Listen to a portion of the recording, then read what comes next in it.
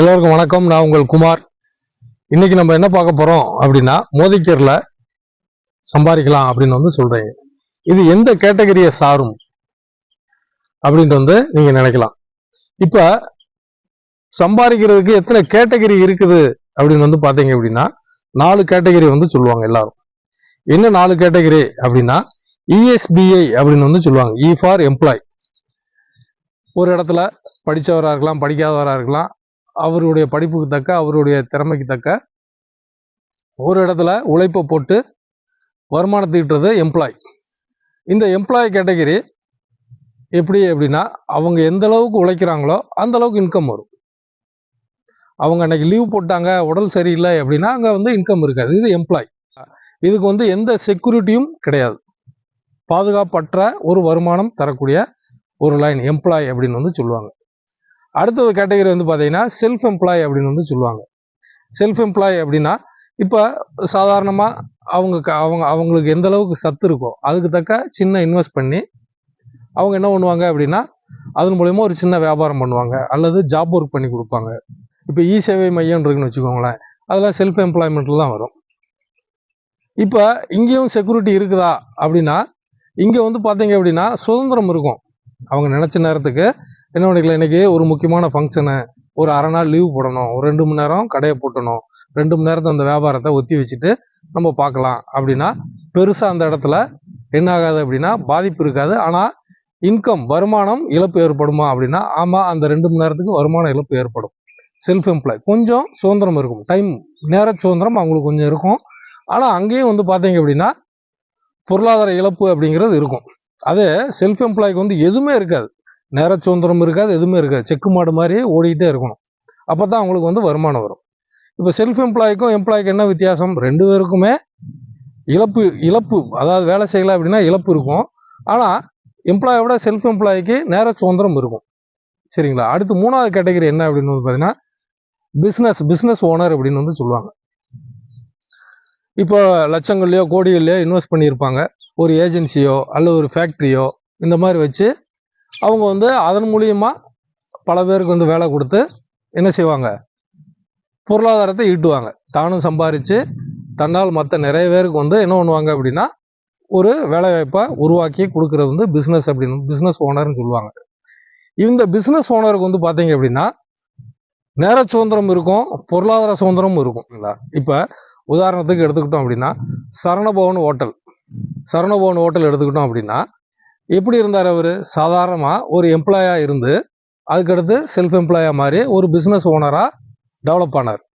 இந்த business ஓனரை develop ஆகி அவர் என்ன பண்ணார்னா, உலகம் முழுவதும் தன்னுடைய கிளைகளை பரப்புனார். பலாயிரம் பேருக்கு வேலை வாய்ப்பு கொடுத்தார்.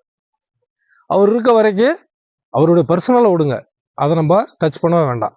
ஆனால் சாதாரணம் எடுக்கிறப்ப உழைப்பால் உயர முடியுமா அப்படின்னா சரவணபவன் ஓனர் அது ஒரு உதாரணம். சரியா? நம்மளுக்கு எல்லாருக்கும் தெரிஞ்சவருங்கிறதுனால அதை சொல்கிறேன். நிறைய பேர் இருக்காங்க, ஆனால் எல்லாருக்கும் புரிஞ்சவங்க தெரிஞ்சவங்க அப்படின்னா சரவணபவன் ஓனர் அண்ணாச்சி அப்படின்னா எல்லாருக்கும் தெரியும். ராஜகோபாலன் சார் தெரியும். இப்போ அவர் இல்லை, ஆனால் அங்கேருந்து ஏதாவது வருமானம் வருதா அப்படின்னா அந்த இடத்துல மிகப்பெரிய கேள்விக்குறி. அந்த பிஸ்னஸ் ஓனருக்கு இதுதான் பெரிய தலைவலி. அவங்க இருக்க வரைக்கும் அந்த நிறுவனம் நல்லா ரன் ஆகும். அவங்களுக்கு அடுத்து அவங்களுடைய வாரிசுகள் அந்த நிறுவனத்தை எடுத்து நடத்தினா மட்டும்தான் என்ன ஆகும் அப்படின்னா அங்கேருந்து இன்கம் வரும், இல்லைன்னா ஒன்றும் வராது. இப்போ சரவணபவனுடைய நிலைமை என்ன அப்படின்னு உங்களுக்கே தெரியும். அது மாதிரி நிறைய நிறுவனங்கள் இருக்குது. இதுதான் பிஸ்னஸோடைய ஒரு மைனஸ். அடுத்து பார்த்தீங்கன்னா இன்வெஸ்டர் கேட்டகரி அப்படின்னு சொல்லுவாங்க. இன்வெஸ்ட்மெண்ட். இப்போ என்கிட்ட ஒரு 50 கோடி இருக்குது, 100 கோடி இருக்குது, ஏன் சத்துக்கு தக்க ரூபா இருக்குது அப்படின்னா அது மொத்தமாக இன்வெஸ்ட் பண்ணுறது. ஒரு ஷாப்பிங் மால் கட்டணும், லைன் வீடு கட்டணும், பெரிய அப்பார்ட்மெண்ட் கட்டுறேன், ஒரு 10 கடையை வாங்கி விட்டேன், இந்த மாதிரி இன்வெஸ்ட் பண்ணி அதன் மூலியமா என்ன பண்ணுறது, வருமானத்தை ஈட்டுறது. இது இன்னைக்குள்ள நிலைமைக்கு ஒரு நல்ல இன்வெஸ்ட்மெண்ட்டாக இது பார்க்கப்படுது. அது மட்டும் இல்லாமல் நிறைய பேர் என்ன செய்வாங்கன்னா பணத்தை வச்சு பணம் சம்பாதிக்கிறது இந்த இன்வெஸ்ட்மெண்ட்டில் வந்துடும்.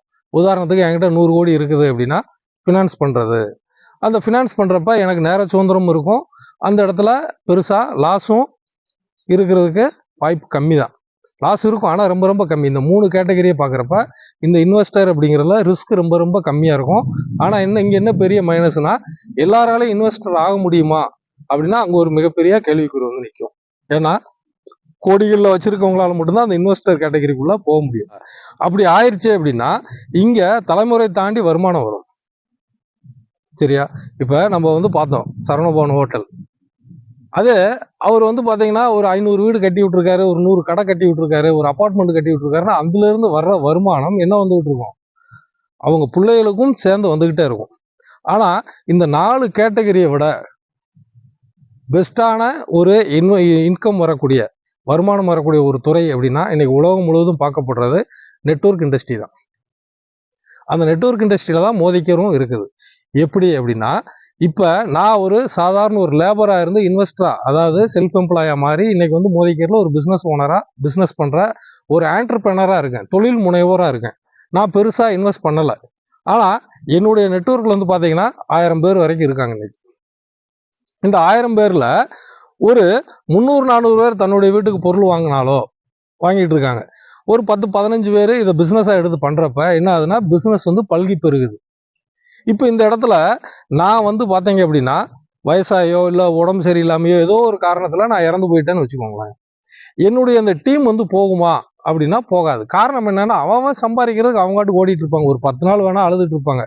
குமார் இருந்தான், நல்லா சொல்லி கொடுத்தான், எல்லா வேலையும் செஞ்சான், கூடயே இருந்தான், இன்னைக்கு போயிட்டானே அப்படின்ட்டு ஒரு 10 நாள் வேணா கவலைப்படுவாங்க. அந்த 10 நாள் கவலைப்படுறப்பையும் அவங்க யூஸ் பண்ணக்கூடிய ப்ராடக்ட்ஸ் அத்தனையும் மோதிக்கிற ப்ராடக்ட்ஸாக இருக்கும். அவங்களுக்கு அறிமுகப்படுத்தினது நானாக தான் இருப்பேன். அப்படி அழுதுகிட்டு இருந்தாலும் உழுதுகிட்டு இருந்தாலும் என்ன நடக்குதாங்க, என்னுடைய ப்ராடக்ட்ஸ் மோதிக்கிற ப்ராடக்ட்ஸ் அங்கே போகுது. அதன் மூலியமா எனக்கு பிஸ்னஸ் ஏறும். அதன் மூலியமா எனக்கு அடுத்து என் மனைவிக்கு வரும், என் மனைவிக்கு அடுத்து என் பொண்ணுக்கும் வரும். அப்படிப்பட்ட ஒரு அற்புதமான வருமானம் வரக்கூடிய ஒரு துறை தான் நெட்வொர்க் இண்டஸ்ட்ரி. அது ராயல்டி இன்கம் அப்படின்னு வந்து சொல்லுவாங்க. இன்னைக்கு நம்மளுக்கு எல்லாருக்கும் தெரிஞ்ச இளையராஜா போராடிட்டு இருக்காரு ராயல்ட்டிக்காக. அதே மாதிரி கவிஞர் கண்ணதாசன் அவர் எழுதின புத்தகத்துகளுக்கு இன்னைக்கும் அவங்க ஃபேமிலி வந்து என்ன பண்ணிட்டு இருக்காங்க, அந்த ராயல்டி இன்கம் வாங்கிட்டு இருக்காங்க. எப்பயோ கண்டுபிடிச்ச தாமஸ் ஆல்வா எடிசன் பல்பு கண்டுபிடிச்சதுக்கு இன்னைக்கும் அவருடைய ஃபேமிலிக்கு வந்து ராயல்ட்டி வந்து போயிட்டு இருக்கு. அந்த மாதிரி தான் இந்த ஃபீல்டும். அது நீங்க ஆர்டினரியா ஒரு இன்வெஸ்டரா இருக்காரு, ஒரு 100 வீடு கட்டி விட்டுருக்காரு அப்படின்னா அவருடைய வாரிசு தேவையில்லாத பழக்க வழக்கங்கள்ல லாஸ் ஆகுது அப்படின்னா எல்லா சொத்தும் போயிடும். ஆனா என்னுடைய பையன் அதை மாதிரி தேவையில்லாத வேலை பார்த்தாலும் சரி இங்க இருந்து என்ன வரும் அப்படின்னா மாசம் இன்கம் வந்துகிட்டே இருக்கும். அவன் நினைச்சாலும் அவன் ஏழையாக முடியாது. ஓப்பனா சொல்றேன், தருதலையா இருந்தாலும் சரி லட்சங்கள் இன்கம் வர மாசம் வாங்கி செலவு பண்ணிக்கிட்டே தான் இருப்பான். பணம் இல்லை அப்படிங்கிற பேச்சுக்கு இங்க இடமே இல்லை. அப்படிப்பட்ட ஒரு புனிதமான ஒரு ஃபீல்டு தான். அதனால தயவு செய்து மோதிக்கார் அப்படிங்கிறது ஏதோ ஒரு மஞ்சப்பொடி ஒத்தப்படி சாம்பு சோப்பு விற்கிற சாதாரண ஒரு வேலை நினைக்காதீங்க. நிறைய பேர் இன்னைக்கு வந்து பாத்தீங்கன்னா அப்படித்தான் நினைச்சுக்கிட்டு தன்னுடைய நேரத்தை வீணாக்கிக்கிட்டு ஏதோ அப்படின்னு வந்து போயிட்டு இருக்காங்க. அதனால மோடிகேர் அப்படிங்கிற உண்மைக்கு ஒரு மிகப்பெரிய ஒரு வியாபார வாய்ப்பு. அத்தனை பேரும் பயன்படுத்துங்க. இன்னும் உங்களுக்கு இதை பத்தி டீட்டெயில்ஸ் வேணும்னா அங்க இருக்க நம்பரை கான்டாக்ட் பண்ணுங்க, சப்ஸ்கிரைப் பண்ணிக்கோங்க. தொடர்ந்து வீடியோ போட்டுக்கிட்டே இருக்கேன். நன்றி, வணக்கம்.